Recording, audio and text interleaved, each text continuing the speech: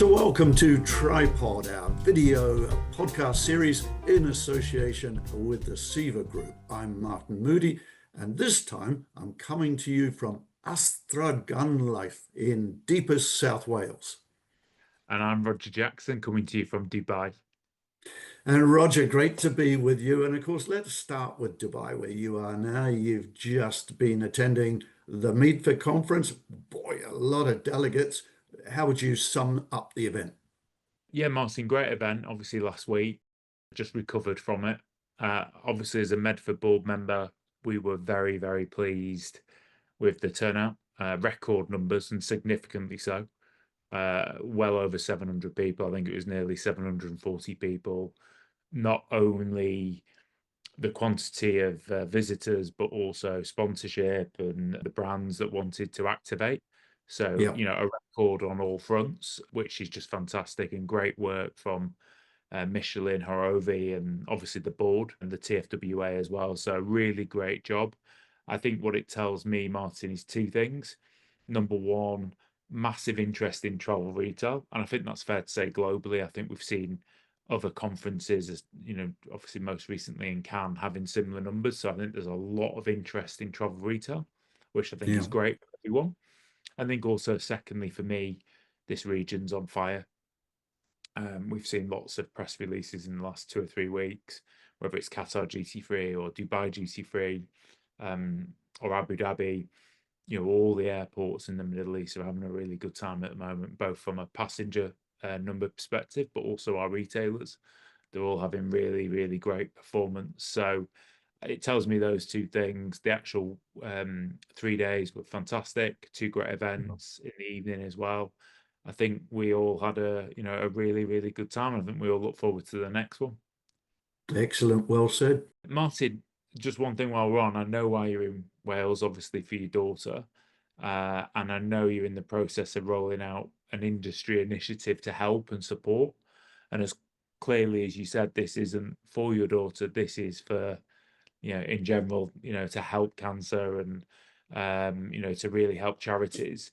Tell me a bit about the Kit Cancer-thon and how we can all get involved, including myself, Martin. I think we need to get involved as well. And thanks, Roger. Well, very much the idea, the brainchild of my daughter, Sinead, and she's our COO at the Moodie Davitt Report. She's 40 years old, and I won't go into great depth, but a few months ago, 4 months ago, she was diagnosed with a very rare and ultra aggressive cancer, lung cancer called nut carcinoma. Not much research been done into it, and clearly it's a very serious situation indeed. And she wrote this amazing blog, Roger, and she's a very private person, so it was unusual to see Sinead come out and put something in writing like that. It took a lot of courage, but she said she's not going to let this disease and whatever happens to her define her karma. She's going to create her own karma, and she wants something good to come out of it. Of course, we're hoping against hope, and we're moving mountains to try and get her some new treatment that's showing promising results in America. But she wants to do something big around raising visibility and funds for cancer research. Cancer research saved me, her dad, 15 years ago, and we think, or we certainly are hoping, that it's going to save her, but it's not about her. You're right. So Kit Cancer-thon picks up from our, if you remember, Moodie Multinational Marathons a few years ago, where we got the whole industry globally to participate in running, walking, swimming, you name it, over the marathon distance in kind of iconic locations around the world. So throughout February, so it's not on a specific day, teams of 1 to 100 could join to complete the marathon distance. But here's the point of difference. You don't have to run. You could swim, you could dog walk, you could paraglide, you could row, you could cycle, you can do anything you want. But it's not for Sinead. It's not for Sinead's charity, which is the Royal Marsden charity. It can be, but we want to raise awareness for local cancer charities and funds for those charities around the world. So you can read all about it, Roger, on our website. I'm delighted to hear that you'll participate. Honestly, Roger, the response from the industry has been so humbling, so kind, so generous. And the other thing that's become clear to me and Sinead is how many people's lives are touched by cancer. My goodness me. We've had three people, well-known people, I would say, in the industry, who haven't gone public about their own current conditions, but they're all battling cancer. And we say 1 in 2 lives will be directly affected by it. And I think it's something like 1 in 5 will suffer from it in our lives. So I think it's a very important cause. She's my daughter, of course, so I feel incredibly passionate about it. But yeah, join us, ladies and gentlemen. And I know Roger and the Organico team, you and Natalie, will make something fun out of it, but also meaningful. So thanks for that. Well, let's move on from that subject to a person as our guest on this show, Roger, that you know particularly well. Shall we bring her in? Yeah, let's bring her in. So this episode's special guest is Erika Doyle, the Dubai-based founder and CEO of Drink Dry, a company specialized in premium zero.zero beverages, a company she created in February 2020. And we'll talk about that timing a little later. And Drink Dry has become an outstanding success story in the ensuing years. Today, we're going to learn more about the Drink Dry story, but also about Erika, her amazing life journey from her native Lithuania to the UK, to meeting and marrying a certain well-known businessman, very, very well-known, I should point out, in the travel retail community, to what drives Erika in business and in life. We'll also, as always, fly Erika away to our resident desert island on our emphatically low-cost airline, TRI-POD Airways. Erika, welcome to TRI-POD. Well, thank you so much for having me. What an introduction. I think I blushed a little bit there. Well, it's great to have you with us, Erika. I know quite a lot about your life journey, and I think we just touched the tip of the iceberg then. So let's discover more. Roger, great to be back with you as always, of course. Over to you. Hey, Erika. Hi, Roger. It's always nice doing a podcast with someone I know. I know, This Isn't one's it be great? fun. Probably something I don't know about you. We always start off where it all began. Mm. So could you just tell us a little bit about your fascinating early life? Growing up, education, family. It'd be great to hear where it all started for you. Yeah, I think, these are sort of my favorite podcasts where it does start at the beginning because I think, and we touched on this previously, I think the people we turn out to be, it's such a huge, our early days and our childhood and people that we are surrounded with has such huge influence on how we turn out to be and how we see the world, how we treat other people. And I'm sure, and the older I'm getting, and I'm not that old, but the older I'm getting, I am seeing how much being born in Lithuania, leaving at the age of 16, having the parents that I have, having the sister that I have, having the family that I have has really influenced me. So I was born in 1988, so a few years before Lithuania gained its independence, and technically grew up in independent Lithuania. And life was, as I remember it, life was great. I think it's always my parents would have one story. I have a different one. My parents worked incredibly hard, as far as I can remember.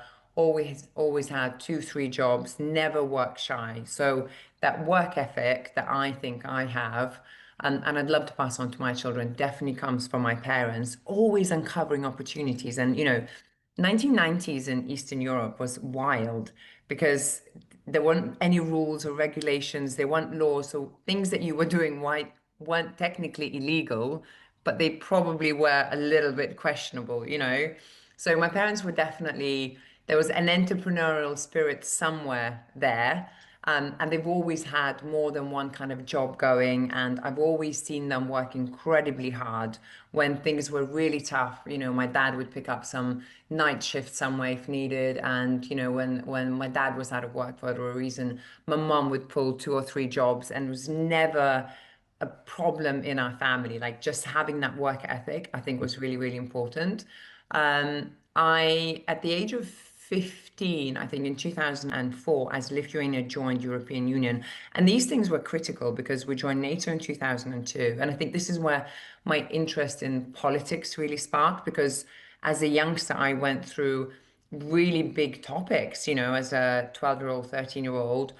We had a referendum about joining NATO. So we all knew what NATO was and what it meant for our country. And then we were going through conversations and referendums about joining European Union in 2004. And that was huge for us because you had my parents who were then, you know, in their 30s, in their 40s, 30s, really actively engaged in these conversations. So when we joined European Union in 2004, I went and spent the summer in the UK, in London, and I just got that, you know, coming from Lithuania, that we thought we were Western enough if you compared yourself to the East, and then you really went to the West, and it just felt like a drug that I couldn't get enough of, from the fashion to food to people to freedom. People had pink hair, you know, people were different languages, different nationalities. Like, I've never met anyone from outside of my city, like, let alone like different cultures, different languages, you know. And it seems ridiculous now because I lived in the UK and I live in Dubai. But if I think of myself as 15-year-old, like, I literally stared at people when I first landed at London Gatwick and just couldn't believe what I'm seeing. It felt like something out of the movie. So I think I definitely got the bug for living in the West. And I remember when I came back from the summer in the UK, I said to my parents at the age of 14 or 15, I would have been 15. I said to my parents that I am moving to England next year. And I've learned that this happened a lot, that I would tell my parents at appropriate ages that I was doing something.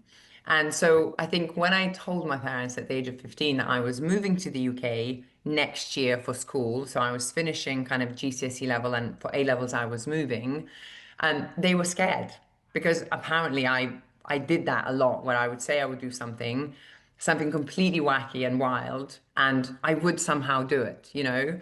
And then I remember finding an article in a newspaper, and it was written about a Lithuanian girl, who did her A levels in the UK, and she was studying at Cambridge or Oxford. She was studying economics. And I brought that newspaper home to mum, and I said, this is going to be me. So I'm going to move next September.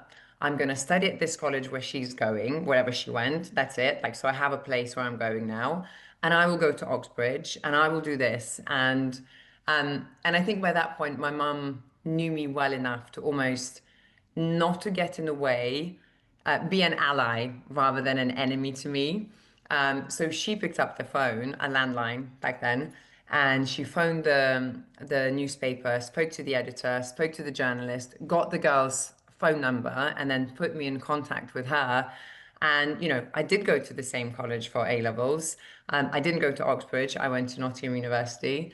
And so I've through going back to my early childhood, I've learned a lot about myself and the traits that I had back then, you know, the things like why I started to drink dry. And like my husband always says, the moment I said to myself, I'm starting this business and this is what I'm going to do, he always says, you were like a dog with a bone. Like, you were not going to let it go until you succeed. And I think when I look back, these kind of traits, and this was me all along, from the age of 5 to 10 to 15, 20, and on and on and on. Yeah, well, let's jump in there. And of course, you mentioned your husband. We'll come on to him in a moment. After your studies in history and politics at the University of Nottingham, you took on what turned out to be a life-changing role, Erika, as executive assistant, quite Yeah. naturally, I suppose, to the Lithuanian ambassador to the UK.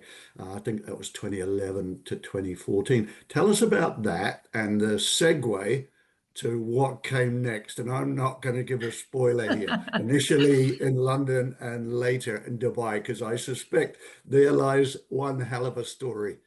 It does. It really does. I've always been a planner. I always have a plan. I fully accept that I can pivot from the plan, so I don't get too stuck and narrow down to it. But if you ask me now, what is my personal plan for the next 3 to 5 years? What is our family's plan? What is my career plan? I always like to have a plan. And I even, as a youngster, I've always had a plan. So when I graduated from sixth form, I went to university. I studied history and politics. Because I promised to my dad that after I'm done with my, he called it an excursion to the UK, that I will come back and I will work for my country. And that's been a huge Wow. part of my parents' kind of pride in having our independence back. So I Yeah. made a promise to my dad. We shook on it when I left at the age of 15 that when I'm done with my excursion of the West, I will come back and I will work for my country. Now, part of my plan was to get a job at the Lithuanian embassy as a locally engaged staff. So I get to learn the back kitchen of the foreign service. Yeah. And they pay them, they pay us quite handsomely at the age of 20 something. And then while I'm working at the embassy, I will apply for my diplomatic exams and obviously knowing people, getting support, you go through slightly back channels. So this was always my plan. So I got a job as an ambassador's executive assistant and was absolutely loving life, from 21 to 23. And then this gentleman walks into the embassy, and I get introduced to him.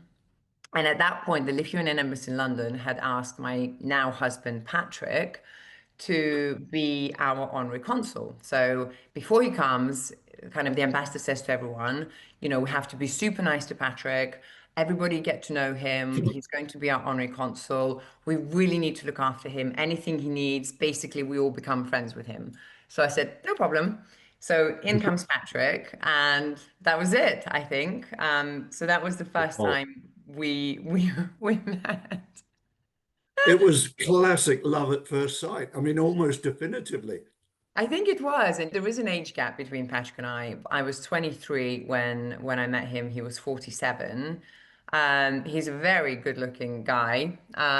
So there is an age gap, and I think it wasn't kind of immediately obvious to either one of us that this is it. But I think when you meet somebody you just really connect with. We met in June. Within a few months, we moved in together, we got married, we had kids. So it was so comfortably at ease with everything we kind of did. Of course, meeting somebody and then deciding to marry at the age of 24, 25, which again was slightly unusual. I'm a millennial. People in my generation don't even talk about wedding or marriage until 30 something because it's not Yeah. cool enough to get married at 25. So that was kind of unconventional amongst my peers. But we did. And I think, meeting somebody and making that life decision does have a knock-on effect of what you do. And at that point, IDS was, so we're talking about 13, 14 years ago. We met about 14 years ago. So at that point, Patrick's company was going through really exciting growth. Their Dubai operations were flourishing. And I think within the 2 years of us getting married, it was pretty obvious to both of us that it is Patrick's time. So when Yeah. you meet someone and you are now a family, so you no longer think about yourself as an individual. You have to think about us as a unit. What is the right thing for the family? What is the right thing for us individually in this unit? And it was really obvious to both of us that professionally speaking, it was time for Patrick. So I kind of my career took a back seat for only a couple of years, and we really focused on full efforts, and everything that we did was focused around IDS and allowing that growth to come for him. And he's done phenomenally well in that time, phenomenally well. Yeah, we had Patrick, of course, on TRI-POD, didn't we, Roger? And what a story. And, people might look at it today and say, "Wow, overnight success story." But of course, there's an enormous amount of blood, sweat, and tears, as there is with Years of most it. great entrepreneurial journeys. And what we loved about Patrick, and I remember that episode really well, Roger, was it wasn't just a commercial success story; it was a values success story. You know, all the fantastic work that IDS has done for various causes. Absolutely fantastic. Well, Roger, I saw you nodding away there as Erika talked about working alongside Patrick. There might be some parallels there. I'll hand over to you. Yeah, as someone who also works with their partner, obviously my wife Natalie. What's it like working alongside him? I know you mentioned some of his values, which obviously me and Natalie are lucky enough to know Patrick pretty well, actually. But what's it like, your dynamic? I know obviously Drink Dry's, you know, your venture in IDS is obviously Patrick's, but as you said, you are a family, you are a couple. What's it like working with him, and the highs and the challenges and some of the lows? I think in any situation when I'm quite dominant as a person, and so is he.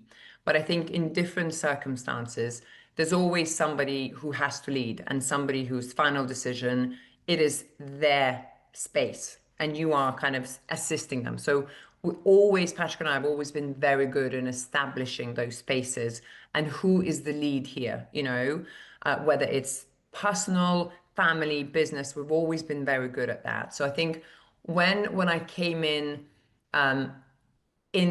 let's say, supporting Patrick, I wouldn't say I was working for IDS. I mean, I was putting in the hours, but it was more so in, let's say, an ambassadorial representing way.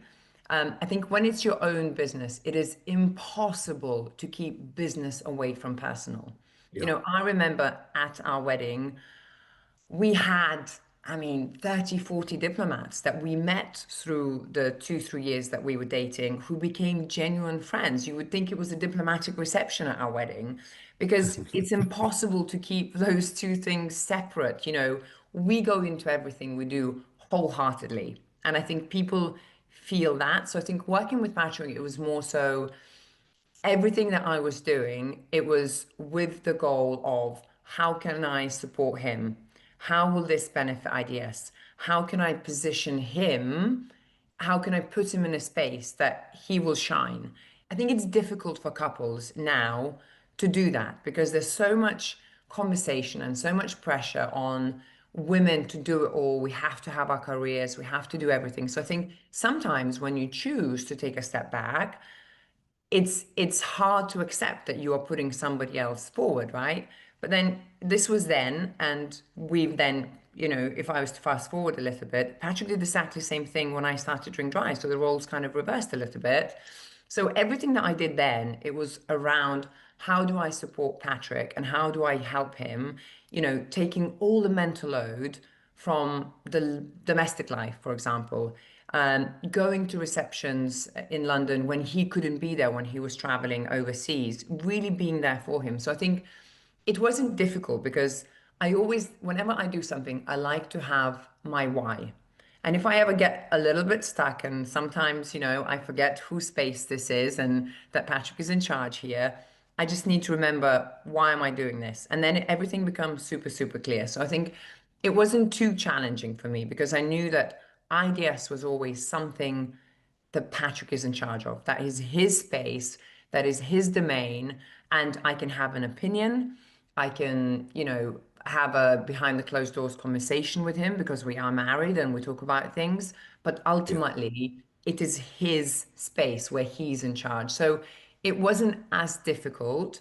And I'm sure he's mentioned in his podcast when he said he does have family members working for IDS for a long, long time. And he's very good at having that balance where you do have a family member working alongside with you. So you have that just deep, deep trust that you probably couldn't have with an external party. But equally, you know how to navigate the personalities within that. And he manages that really well, Erika. I obviously work with IDS very closely, and I think Yeah. he has got, very close family members working, and it's probably the best I've ever seen it, because usually you see it eating the inside of a company, when there's relatives. But in IDS, genuinely, I think he manages it really, really well, and those Yeah. individuals want And to stay. and if I fast forward to when I started Drink Dry, I think so many people for a long time did think and probably do think that Patrick is involved in Drink Dry. And I'm okay with that because indirectly he is and has been involved because we funded the business for the first 2 years, from our joint savings to really amount that was far too high as an exposure, but he backed me to the nth degree. And also when you are married to somebody who sort of is in a similar line of work or there's some synergies there, Yeah. they may not sit on your board and they may not be in your office every day. They may not deal with your people, but their advice and their voice and everything that you talk about behind the closed doors is always there. You look at any movie about presidents and advisors, spouses play a huge role in everything that we do, whether that's personal or business. Yeah, well, let's just roll back slightly then, Erica, because you told us earlier that you had indeed put your own career on hold. But, in February 2020, as I said at the start of the program, you went full at it in terms of Drink Dry, the start of your own entrepreneurial journey. And Roger and I are always fascinated to hear about the genesis of such stories. The timing we'll come on to in a moment, but just tell us, what inspired Drink Dry, and tell us about the journey to, this overnight success story it is today. And maybe wrapping it all up into one, tell us about the business philosophy, the DNA of Drink Dry. Oh, wow. Good question. A lot of questions in there. Yeah. As a family, we moved to Dubai in April 2019. And at that point, I had a 18-month-old and a 6-month-old in tow, knee deep in leggings, a mum bun, and nappies galore. Yeah. Um, but I was kind of done with it. Like I was ready. Like I was crawling my way out of it. Like I was ready for something more. And I think it just happened. I think a lot of great businesses come from when the founder has a personal need, because then that becomes your why and your mission, right? I'm a non-drinker. Patrick and I, we both stopped drinking alcohol just over 10 years ago for family planning reasons. Yeah. And we kind of never went back to it. And at that point, I had two small kids. So, there was definitely no space for alcohol in my personal life.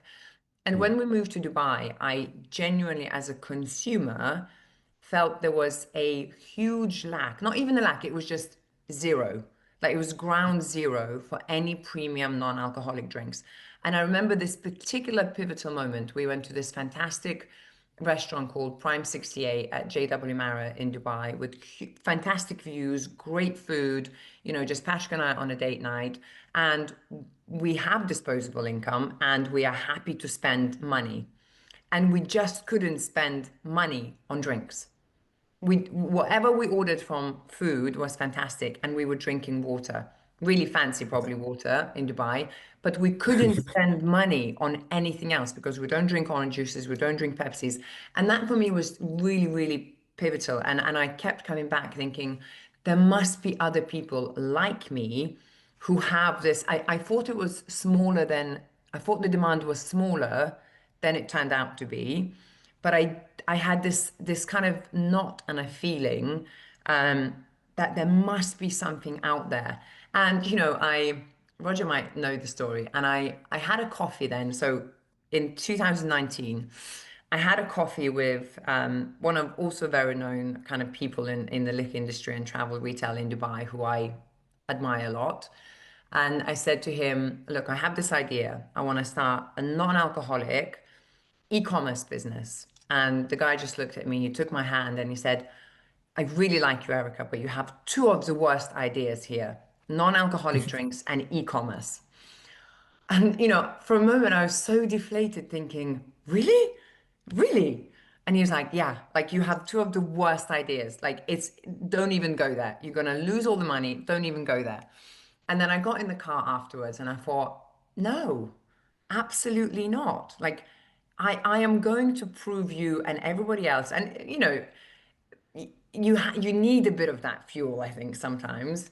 So that was it. And then I did reach out to a lot of people that I knew from Patrick's industry, from our industry, to see how can I get hold of the brands? How do we bring it in? And I think I would be lying if I said I knew how big the demand will be when I started. It was supposed to be something that I started to work around my children, Yeah. something to work around my husband's big company, because it's really hard to have two business owners in the family and two businesses that are doing really well and taking up a lot of time. And that was Yeah. not something I intended to do. I didn't think that that was the time where it was Erica's time. I didn't think it was yet. Mm. I thought maybe I needed a few more years to get my kids slightly older, but it was an interim something that I was going to do. So Yeah. I then started the company in February 2020. Obviously, timing, what timing? But in fact, it was great timing for me because I had time to get the compliance ready, to learn the things I didn't know about non-alcoholic drinks, and set everything in motion. And we launched Drink Dry as an e-commerce platform in December 14, 2020. That was the day that we Okay. launched it. And I remember we had a limited number of products, maybe 3 or 4 products that we launched the e-commerce platform with. And we said, at best, we have 6 months worth of stock, at best. At worst, we're writing it all off and, we will drink it ourselves. And we had zero allocated for marketing at that point because there were still bugs in the website. So it was just pure word of mouth. And Roger probably would have been one of those people that got a message from me saying, "I've just launched this company, please buy from me." So we just completely And I did. utilized those contacts that we had, friends and family in Dubai and everybody else. And by the 9th of January, 3 weeks in, we were air freighting stock into the market, selling it at a loss purely to keep up the supply going. And it was the craziest things were happening. Somebody would buy it and they would post it on a closed interior designers group on Facebook, for example, with 36,000 members, right? And we would just start seeing like these crazy orders coming in for this one particular sparkling wine because somebody said, "Oh my goodness, I've tried something that is genuinely in the non-alc space. It's not a juice in a champagne style bottle. It genuinely feels like a legit thing." So we had so many of these kind of great stories. And I think for me, it was January 2021 was our first full month of trading. Our turnover was minuscule that month, but it felt like I just put a pin into this pent-up demand. I probably still didn't quite realize the extent of it and the size of it. And also at the rate that the non-alcoholic drinks category globally will grow. I can't take all the credit to say Drink Dry has done such a phenomenal job on our own, independent of the global trends. We didn't. We were part of what was happening globally.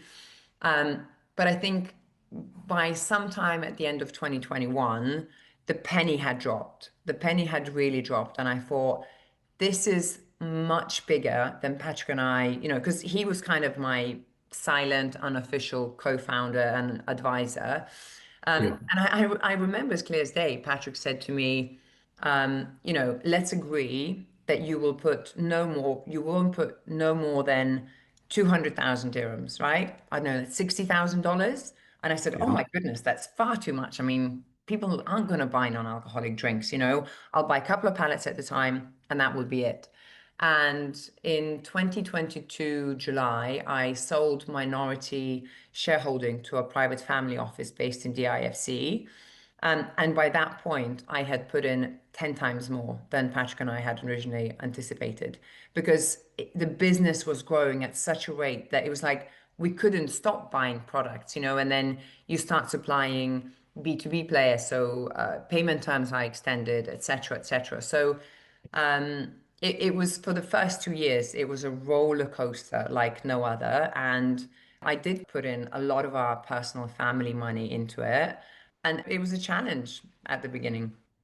Yeah, very interesting. So here you went from ground zero to 0.0, as it were. Just tell our viewers about the portfolio. You're in wines and you're in spirits and, of course, sparkling Yes, wines, yes, all 0.0, right? No, correct, no correct, alcohol or no correct, alcohol. So just briefly tell us correct. So what's in there now today.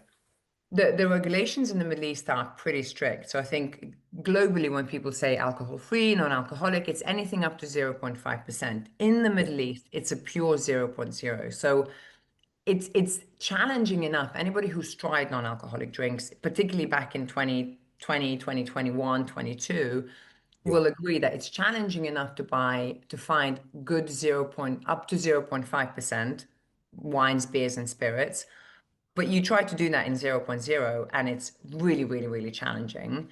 So I searched high and low all over the globe to find, and when I say premium non-alcoholic drinks, we're not talking about soft drinks, we're not talking about water, it's wines, beers, and spirits. So for Okay. the first, I would say, 3 years, our portfolio was really based on really good quality craft products. And that's what positioned Drink Dry to be a premium player in that space. Because, there weren't any commercial brands. The Diageos hadn't come out with the commercial Guinness, or ABI hadn't come out with Corona Zero and Stella Zero and Budweiser Zero. None of that was available. It was ground zero for the big players. So we Oh, started the category with premium non-alcoholic drinks.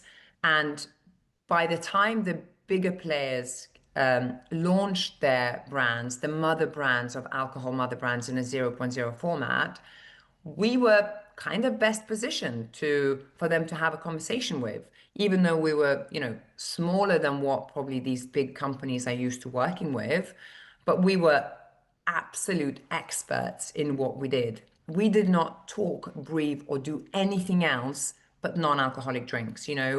Unlike yeah. maybe a food distributor, they have so many different categories, from poultry to meat to dairy to non-alcoholic, or alcohol distributors that do everything to do with alcohol. We were laser focused on beers, wines, and spirits in the 0.0. So in 2023, we then added we added brands like Corona Zero from ABI's portfolio as an exclusive brand that we were bringing into the market. And then we worked with all the partners here. We then added Peroni 0.0. We then added, Diageo's portfolio last year with Guinness 0.0 and Tanqueray. We then added Pernod Ricard's then portfolio with Jacob's Creek and Cedar. So we kept on adding the bigger commercial brands into the portfolio to really, I would say, almost take monopoly of the market. So Roger lives in Dubai, so he will agree with me. I would say 85% of the non-alcoholic drinks that you see, brands that you see in the market in Dubai and wider UAE, comes from and via Drink Dry. Wow, what an incredible story. Absolutely, hats off to you. That's an amazing achievement. But listening to that, Erica, okay, you saw an identifiable gap. You came in with the right product, clearly at the right time, perhaps even ahead of it. But great product and a willing and receptive audience. But I don't think businesses are just built on that. Tell us about the DNA of Drink Dry, the values that also underpin the commercial savvy, if you like. Yeah, I think, look, my background, as I was telling you earlier, is politics. That's all, drinks commercial is not something I do. I still I couldn't do a budget for Drink Dry for next year. I have commercial people to do that. This is not my skill set. So when I started Drink Dry, I was always, and then we as a company, we were always the underdog. We were always what people didn't expect. We were always the category that kind of wasn't excited, but we had to make it exciting. So I think this is, and then as I went through the last 6 years hiring people, I look for people who are just different, people who have that different mentality to shake things up, to disrupt things, to do things differently, because we are not tied into the same kind of frames that alcohol does, whether it comes to marketing, to sales channels, to how we portray the products, right? And we actually, as Drink Dry, we don't even focus on the products. We are a consumer lifestyle brand. That's who we are. If you look on our socials, we are fun. There's a lot of humor around it. We speak to consumers through a lifestyle lens, and then product just comes as part of it. You know, it's like there's a non-alcoholic beer being featured in one of the things that we do. So I think this is our DNA. We don't take ourselves too seriously. I love to disrupt things, sometimes to my own detriment, but I like to shake things up and to do things Yeah. differently and always think outside the box. Partly because we are not a huge player, so we don't have the same access to funding that maybe bigger distributors have. We have to be creative. We have to do as much or more with a lot less than other people do. So we have to be super creative. And I always say to my team, you know, if we really want to do something, but we sometimes feel like, is it the right thing to do? I say we ask for forgiveness, not permission. You know, we Oh, just go for it. And I'll give you a quick example. I remember when an ABI team, marketing team will probably be, you know, listening and dying from this. But I remember we were in like these big talks with ABI's global marketing team launching Corona Zero, and like the guidelines, the regulations, the videos they were sending us, it was just a lot. And we were looking at all of this and we were like, no, our consumers won't relate to that. Like, this won't work. You know, we get one chance to launch this amazing brand, like the first commercial beer brand that was coming to market, really make a big deal and speak to our customers. And we did it our way. We told them we'll do something, but we did it. We shot a video on our iPhone, 14 seconds, the way we wanted to do it, and we launched into the whole market with one video. We put all the marketing money behind that one video because we believed in it so much. And it was shot on, you know, one of our iPhones in my house. And my marketing manager was wow. the face of it. And then she got called Corona Girl for the longest of time. But we did that because we knew the market and we knew the Yeah. consumer and we knew how to do it. And you know, Yeah. post factum, when you've done it, you've sold through 3 times more stock than anybody anticipated in the first week, and you have incredible feedback. You have all the success from it. It's much easier to ask for forgiveness then, and then maybe do it right the next time. So we've always, and I have the people in my team who truly believe into it. They don't get boxed down into it. You know, I've often been in meetings where they hang up like from a Zoom call and they're like, no, we're not going to do that. Like, we're just not going to do that. We're going to do things differently. Yeah. So, and I Yeah. think it keeps it fun. It keeps it exciting. It keeps the energy high because when you're doing something that is disrupting the industry that you're in and disrupting the markets, you have to have high energy because nobody's going to come and help you. It's got to be coming from within the team and the company. Yeah, absolutely. Well, just before I hand over to Roger for a couple of concluding questions, and then we'll take you to our desert island. Just in a nutshell, Erica, what's the ambition now with Drink Dry? We're going across the borders of the GCC. So we have just launched in India. I think you guys are the first ones to know. I was in Mumbai a few weeks ago. We've got a fantastic distribution partner set up in India. So we are already set up with all our products in India, and we will be leveraging a lot of our contracts that we have regionally for the Middle East to take it through to India. If you'd asked me a few years ago, I would have said Middle East, kind of GCC domination. Yep. There are some markets in the Middle East that are just not ready for our products. So we had to go elsewhere. I do not think at this moment in time, but ask me that in 2 years' time, I don't think we will be going westwards.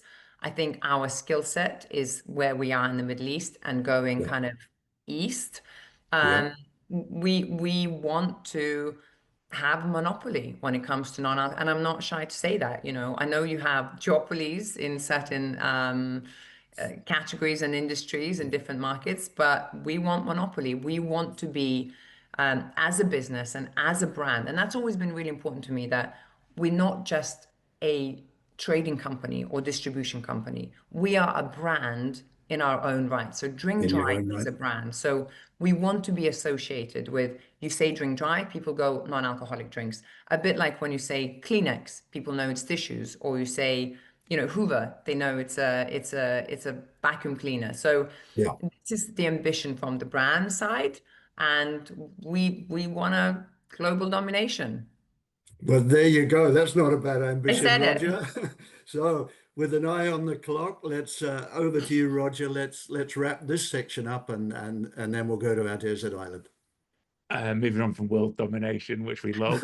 Um, Erika, who would you, I guess, changing the pace a little bit, but who would you say were your key influences or mentors in life? And it doesn't have to be business. You've No. shared a lot about personal. I know how close you are to your dad as well.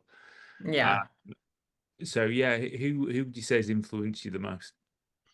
The women in my family, and I'm looking back 2, 3 generations back, I grew up in an incredible matriarchy. My maternal grandmother was one of 8 or 9 sisters. And there's a kicker. They only had girls, okay? Girls only. There were a few boys who kind of didn't survive in the 20th century. So all I had was aunts. I grew up with my grandmother and her 8 or 9 sisters as, in their 70s, running the families and being really matriarchal. And then I had, I think, 45 or 40 odd aunts. Can you imagine what that feels like when you are attending a family gathering, a wedding, a funeral?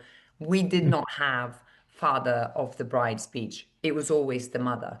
I remember the men, and even in our language, the way we refer to all the men, it's by their names, but in a cute, sweet way.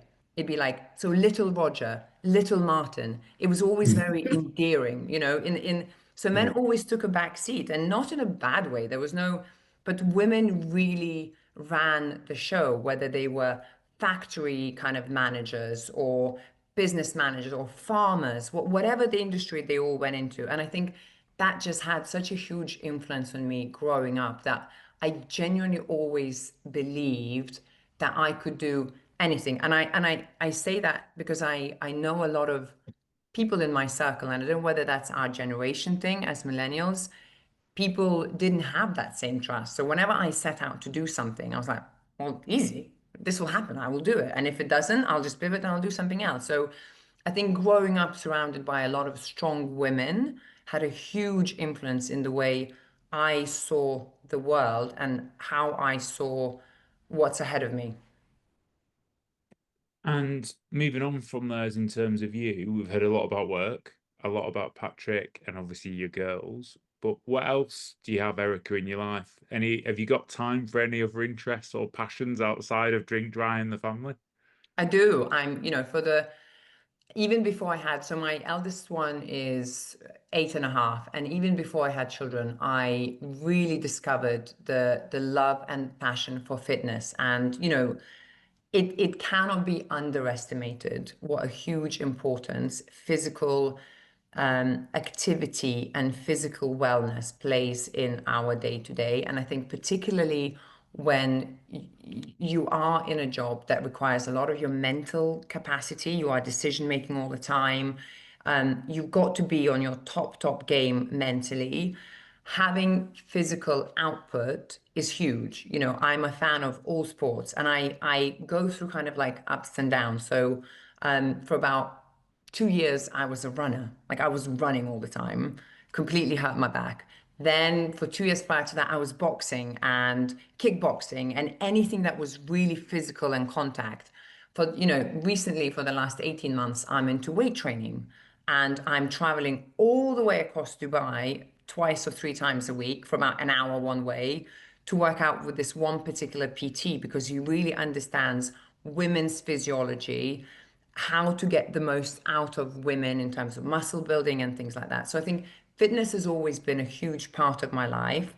But I think, and again, I'm not old, and I say this but as I'm getting older, my health and my wellness and my well being and how strong I am now will determine how I feel in my 50s, 60s, 70s.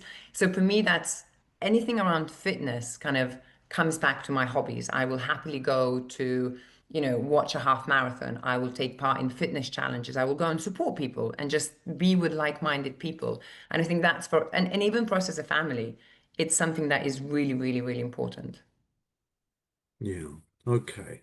Well, that has been a fascinating journey for you, Erica, but also for Roger and me as hosts of TRI-POD. What a story indeed. Well, we always kind of segue now, Erica, to a bit of fun. We're flying you to our desert island. It has duty-free status, of course, and it is on, as I said earlier, our distinctly low cost. In fact, we better make it in honor of Drink Dry, no cost carrier TRI-POD Airlines. And we're going to let you have a bit of fun and some items there to while away your time. Let's start with our sector. Two duty-free items. What would you take and why? Well, I don't drink alcohol, so it won't be anything from that side. I'm always fascinated with how the cosmetics and the perfume world managed to entice me into buying something that I already have, but because they come in different format, different packaging, different shape, there's added something. So I think it would definitely be something, whatever you have at that local duty-free airport, that is from the cosmetics or perfumery that comes in a travel retail specific set that I cannot get anywhere else, but just there. There you go, Trex, as we call it, and I think that is so definitively important for the future of our industry to grow the number of things that you cannot buy on the high It's street so or on clever. It's e-commerce. so So, clever. Roger, take us along from here. So along with your perfume or cosmetic in its special packaging, what choice of music would you have, Erica? It can be a song or an album, completely your choice. What would you have on the island? Oh, it's so easy here. I think I might surprise some of your listeners here. I'm a huge Taylor Swift fan, like huge Taylor Swift fan. Obviously, I have my three kids, and people think that my three girls are responsible for me being a Swiftie. It's actually the other way around. I made them Swifties. They didn't have a choice, and so it would be any of the albums, any of the songs from Taylor Swift, because she is such an incredible role model for young girls in business, in integrity, in everything, how she shows up as a person and as a business person, as a performer. And I just love her music. I went to her concert in Wembley um, 2 years ago or a year and a half ago, and I came back and I said to my husband that that was the best day of my life, better than the birth of any of my children, better than the wedding day, that was the absolute highlight of my life. I stand by it to this day. Uh, Brilliant. I remember seeing your Instagram. It was pretty cool. My daughter was very jealous. So Absolutely loved it. I'm waiting for her to tour again so I can make up to Isabella for it. Along with Taylor Swift, what choice of reading would you take? It can be a book, it can be a poem. What would you have? I think the things that I most enjoy is autobiographies from anyone. And I think it shows you, we always get portrayed through media, whether you're following a politician, a singer, a business person, a certain story, either how people themselves want to portray themselves on social media or how media portrays them. But I think once you get your hands on somebody's autobiography, you get to see a completely different world. So Michelle Obama's autobiography years ago was one of the ones that really stood out the most for me as, wow, I didn't see any of that. I didn't remember any of that. So I think any autobiography of somebody I would have seen their journey would do for me. And finally, from my side, you get a special dinner party. So it's the Erika dinner party on the island, and you can Mhm. pick three special guests to join you. They can be living with us or they can be from the past, and it's completely your choice. I think it would have to be political figures from 20th century. You know, I still love that world. I'm still so involved with Lithuanian embassy here in the UAE. I love that world. And I think particularly now we have The Diplomat, the series on Netflix, obsessed with it. I would have Margaret Thatcher. I would have Mr. Gorbachev. For me, like, I think the guy did wonders for Lithuania because we got independence. It wasn't so great for Soviet Union, but for us on the Eastern Bloc, it was great. I would probably even have Tony Blair, because I think there are a lot of questions I would like to understand. And I think any political figure of note from the 20th century, they have so many secrets and so many pathways that we are just not aware of. And I would love to get them in a room and just get all of those secrets out. That would be a heck of a dinner party. And of course, Gorbachev and Margaret Thatcher were close, great Indeed, admirers of one another. I'd love to ask indeed. Tony Blair a question too, Erica. I'd like to ask him where were the weapons of mass destruction, but we better Indeed. not go down that road. Look, you've been a brilliant, brilliant sport today. So finally, after this desert island experience, we want to reward you with a choice of anywhere. You've got to fly on our no-cost carrier, of course, but we'll get you there. So where would you go? What's top of your bucket list to go on holiday with Patrick, with the family? Where would it be and why? It's always the same destination. It's always Italy. Anywhere. Take me to North Italy, to South, to Amalfi Coast, to a city, to a countryside. It is always Italy. Always. Brilliant, great choice. Well, co-captains Jackson and Moody will get you Drop there, me we promise. anywhere. I'm okay with it. Anywhere in Yeah. Italy. Erica, you've been just an amazing guest. And Oh, not just because you're here with me in this virtual room, I'm not just seeking to flatter you, but I think your life journey is fascinating. I think your story alongside Patrick, because I think you've understated the influence you had on the success of IDS, but also this startup of Drink Dry, the courage, the vision, the guts, the the work madness. ethic to make it succeed. And clearly, global domination lies ahead. So thank you for being with us. It's been amazing. Roger, I'll let you close off with a few comments to Erica as well. Yeah, thank you, Erica. Awesome. Really appreciate you coming on. I think I'm lucky to, obviously, me and Natty to be friends with you and Patrick. And obviously we work with Patrick as well. So we're very lucky in that aspect. And obviously our families know each other as well.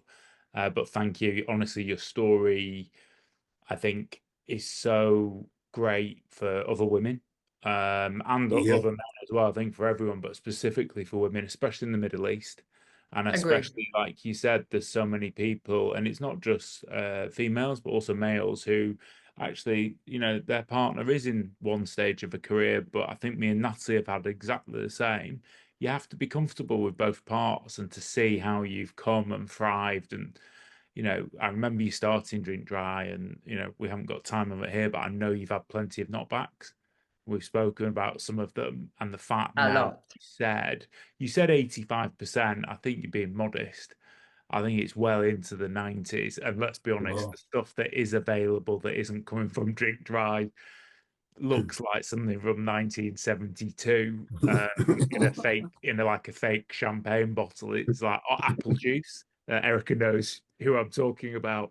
So I think actually it's far higher than 85. And me and Natalie have stood on the sidelines as your cheerleaders, and every Thank you. video you've made and every success, we're always here smiling away about your success.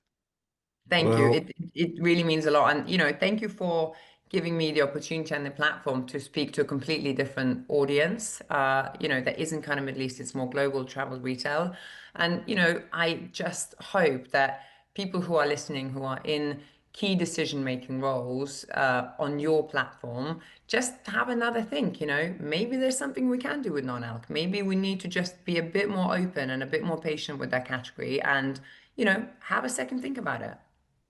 Do yeah, you know, Erica? I know we're finishing up, but really quickly, I agree with you. I remember, second chance items. So, I guess second hand. No one wants to use that word anymore, but pre-loved. I remember seeing pre-loved in Cannes about 7 or 8 years ago.